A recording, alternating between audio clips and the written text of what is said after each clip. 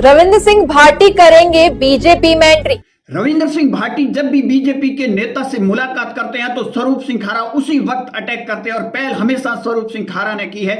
लोकसभा चुनाव की हार आज भी नेता पचा नहीं पा रहे हैं और राजपूत समाज के लिए रविंद्र सिंह भाटी ने क्या किया तो बीजेपी ने राजपूत समाज की पीठ के अंदर खंजर भोंका। मारवाड़ के कद्दावर नेता जसवंत सिंह जसोल की टिकट काट कर और खंजर भोंकने का काम बीजेपी ने किया। राजपूत समाज के युवा के ऊपर यूसी जैसा काला कानून थोप कर उनका भविष्य कहीं कहीं नरक डालने का काम किया तो बीजेपी ने किया।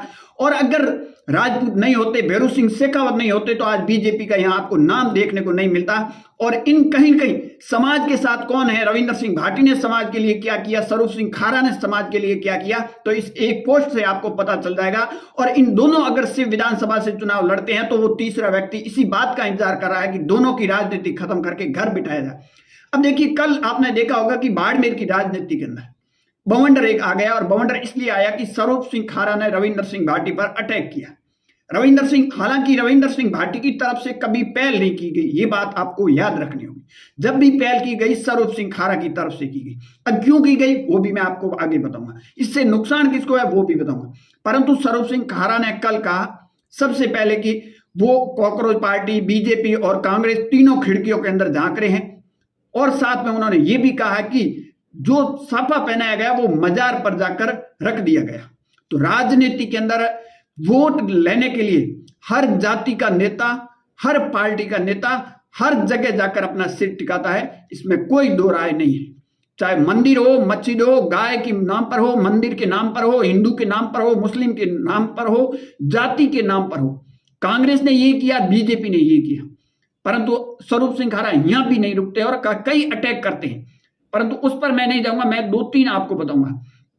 स्वरूप सिंह खारा ने एक कहा कि राजपूत समाज का युवा किसके साथ खड़ा है।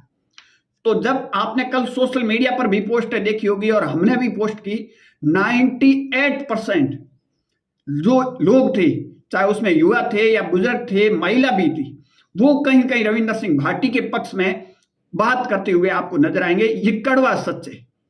अब वोट मिलेंगे नहीं मिलेंगे वो अलग विषय है, परंतु आज अगर देखा जाए तो राजपूत समाज का युवा ज्यादातर आपको कहीं कहीं भाटी के साथ नजर आएगा।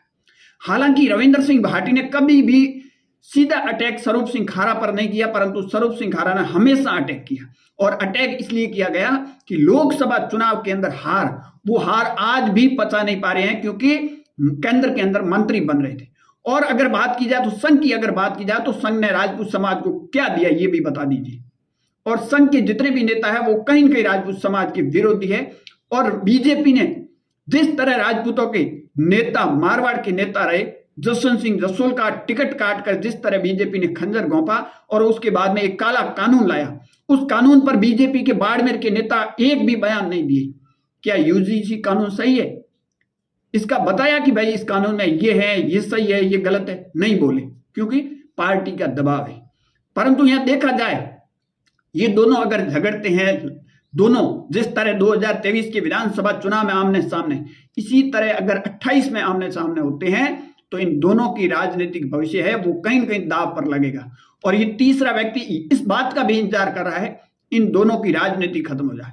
समाज को ऐसी बात नहीं है कि भाटी की जरूरत नहीं है, स्वरूप सिंह खारा, समाज को दोनों नेताओं की जरूरत है। और समाज के कई लोग, अगर समाज के स्तर पर कई लोग ये भी प्रयास कर रहे हैं कि इन दोनों को साथ बिठाया जाए, परंतु बिठाना इतना आसान नहीं है, क्योंकि दोनों राजनीति के मजे हुए खिलाड़ी है और दोनों के पीछे ताकत युवा की जिस तरह खड़ी नजर आ रही है, तो समाज को भी कहीं कहीं साथ में बिठाने में एक बड़ी आंच आ रही है। परंतु बीजेपी कितना काम कर रही है इसका परिणाम आपको पंचायती राज चुनाव में पता चल जाएगा कि राजस्थान की वर्तमान सरकार से लोग कितने खुश है या फिर नहीं खुश है, वो भी आपको पता चलेगा।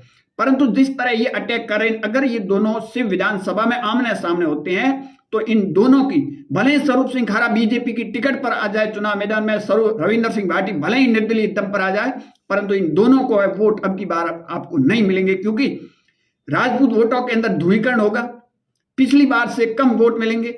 और दूसरी कास्ट की बात की जाए, मुस्लिम वोट उड़ता हुआ नहीं मिलेगा बीजेपी को। और बाकी कास्टों की अगर बात की जाए वो भी आपको करीबन 20 से 22% से अधिक वोट नहीं मिलेंगे। तो कहीं न कहीं कांग्रेस सीधा का सीधा फायदा उठाएगा और दोनों की राजनीतिक भविष्य है वो खराब होता आपको नजर आएगा। हालांकि रविंद्र सिंह भाटी ने अभी भी पहल नहीं की, ये बात आपको माननी पड़ेगी। रविंद्र सिंह भाटी जब भी दिल्ली के अंदर अब है और दिल्ली में कई बीजेपी नेता से मुलाकात करते हैं और उसी टाइम कहीं कहीं स्वरूप सिंह खारा अटैक करते हैं। अब देखना होगा इसके पीछे रीजन क्या है, वो आने वाले वक्त में ही पता चलेगा।